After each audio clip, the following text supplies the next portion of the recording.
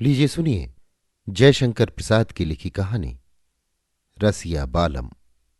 वाचन समीर गोस्वामी का है। संसार को शांतिमय करने के लिए रजनी देवी ने अभी अपना अधिकार पूर्णतः नहीं प्राप्त किया है।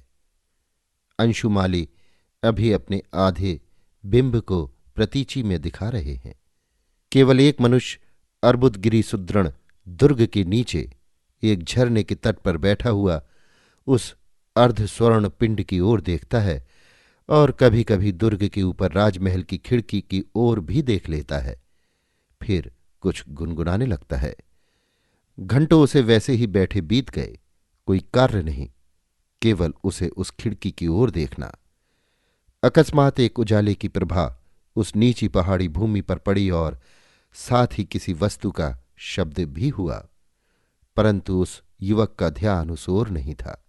वो तो केवल उस खिड़की में के उस सुंदर मुख की ओर देखने की आशा से उसी ओर देखता रहा जिसने केवल एक बार उसे झलक दिखाकर मंत्रमुग्ध कर दिया था।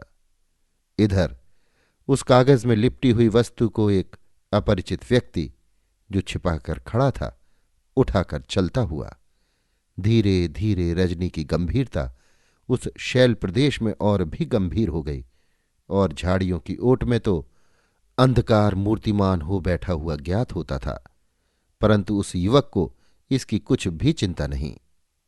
जब तक उस खिड़की में प्रकाश था तब तक वो उसी ओर निर्निमेष देख रहा था और कभी कभी अस्फुट स्वर से वही गुनगुनाहट उसके मुख से वनस्पतियों को सुनाई पड़ती थी। जब वो प्रकाश बिल्कुल न रहा तब वो युवक उठा और समीप के झरने के तट से होते हुए उसी अंधकार में विलीन हो गया। दिवाकर की पहली किरण ने जब चमेली की कलियों को चटकाया तब उन डालियों को उतना नहीं ज्ञात हुआ जितना कि एक युवक के शरीर स्पर्श से उन्हें हिलना पड़ा, जो कि कांटे और झाड़ियों का कुछ भी ध्यान न करके सीधा अपने मार्ग का अनुसरण कर रहा है। वो युवक फिर उसी खिड़की के सामने पहुंचा और जाकर अपने पूर्व परिचित शिलाखंड पर बैठ गया और पुनः वही क्रिया आरंभ हुई। धीरे धीरे एक सैनिक पुरुष ने आकर उस युवक के कंधे पर अपना हाथ रखा। युवक चौंक उठा और क्रोधित होकर बोला, तुम कौन हो? आगंतुक हंस पड़ा और बोला, यही तो मेरा प्रश्न है कि तुम कौन हो और क्यों इस अंतःपुर की खिड़की के सामने बैठे हो? तुम्हारा क्या अभिप्राय है? युवक, मैं यहां घूमता हूं और यही मेरा मकान है। मैं जो यहां बैठा हूं मित्र, वो बात यह है कि मेरा एक मित्र इसी प्रकोष्ठ में रहता है। मैं कभी कभी उसका दर्शन पा जाता हूं और अपने चित्त को प्रसन्न करता हूं। सैनिक, पर मित्र, तुम नहीं जानते कि ये राज की अंतःपुर है। तुम्हें ऐसे देखकर तुम्हारी क्या दशा हो सकती है और महाराजा तुम्हें क्या समझेंगे? युवक, जो कुछ हो, मेरा कुछ असत अभिप्राय नहीं है। मैं तो केवल सुंदर रूप का दर्शन ही निरंतर चाहता हूं और यदि महाराज पूछें तो यही कहूंगा।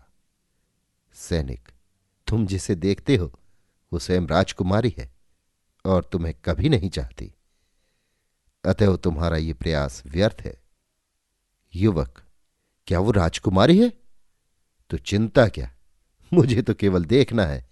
मैं बैठे बैठे देखा करूंगा। पर तुम्हें यह कैसे मालूम कि वो मुझे नहीं चाहती?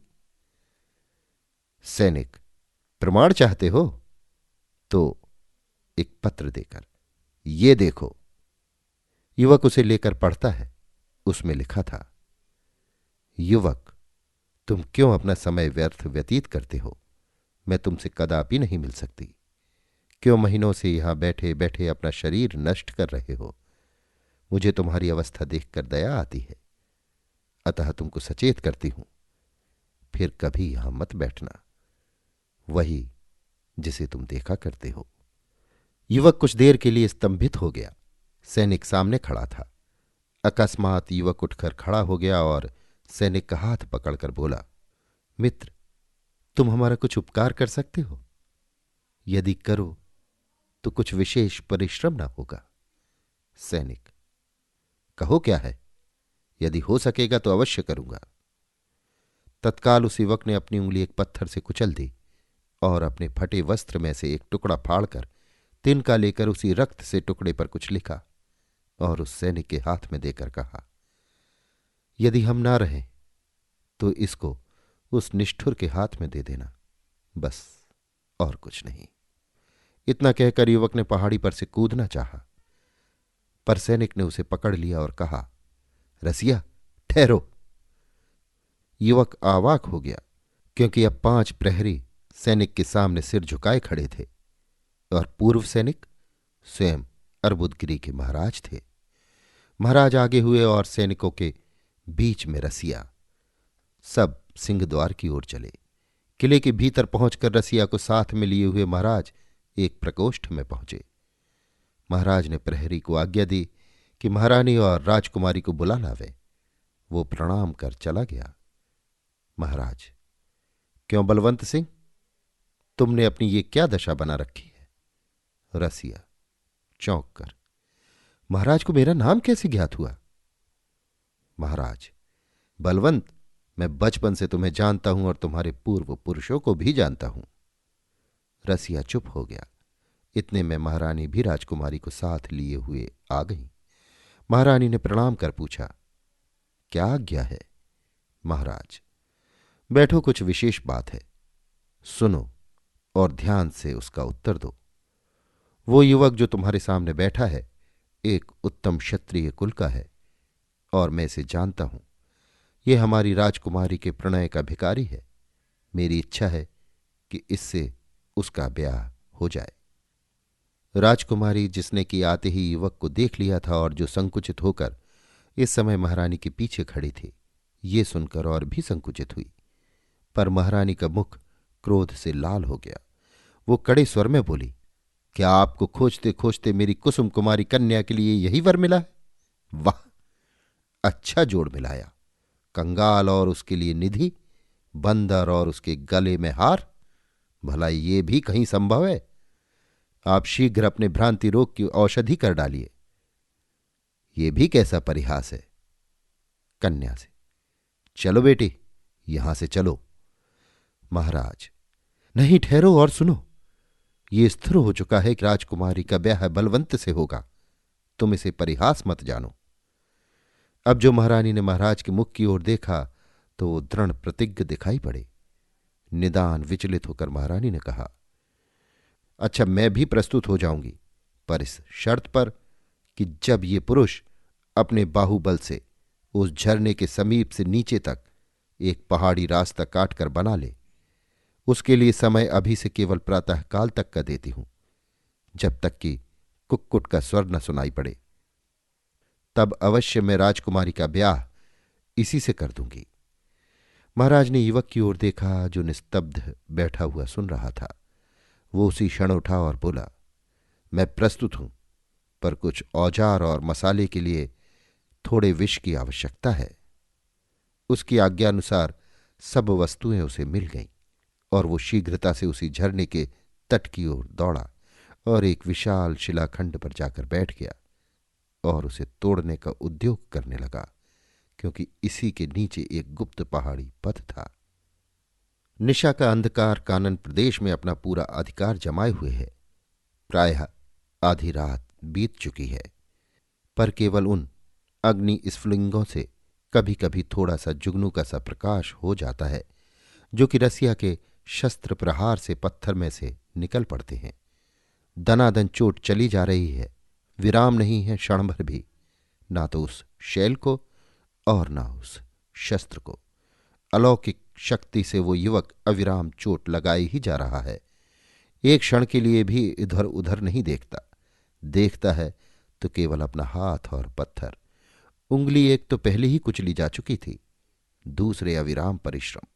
इससे रक्त बहने लगा था, पर विश्राम कहाँ। उस वज्रसार शैल पर वज्र के समान कर से वो युवक चोट लगाए ही जाता है।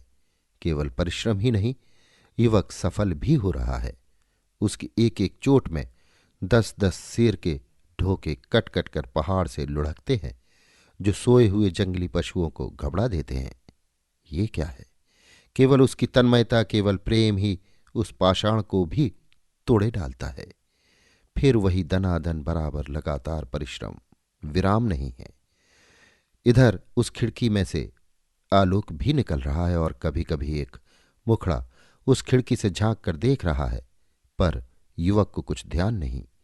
वो अपना कार्य करता जा रहा है। अभी रात्रि के जाने के लिए पहर भर है। शीतल वायु उस कानन को शीतल कर रही है। अकस्मात तरुण कुक्कुट कंठनाद सुनाई पड़ा, पर कुछ नहीं। वो कानन एकाएक शून्य हो गया। ना तो वो शब्द ही है और न पत्थरों से अग्नि स्फुलिंग निकलते हैं। अकस्मात उस खिड़की से एक सुंदर मुख निकला। उसने आलोक डालकर देखा कि रसिया एक पात्र हाथ में लिए है और कुछ कह रहा है। इसके उपरांत वो उस पात्र को पी गया और थोड़ी देर में वो उसी शिलाखंड पर गिर पड़ा। ये देख उस मुख से भी हल्का चीत्कार निकल गया। खिड़की बंद हो गई। फिर केवल अंधकार रह गया। प्रभात का मलय मारुत उस अर्बुदगिरी के कानन में वैसी क्रीड़ा नहीं कर रहा है जैसी पहले करता था। दिवाकर की किरण भी कुछ प्रभात के मिस से मंद और मलिन हो रही है। एक शव के समीप एक पुरुष खड़ा है और उसकी आंखों से अश्रुधारा बह रही है और वो कह रहा है, बलवंत, ऐसी शीघ्रता क्या थी जो तुमने ऐसा किया? ये अर्बुदगिरी का प्रदेश तो कुछ समय में ये वृद्ध तुम्ही को देता और तुम जिसमें चाहे जिस स्थान पर अच्छे पर्यंक पर सोते।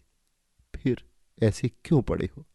वत्स, ये तो केवल तुम्हारी परीक्षा थी। ये तुमने क्या किया?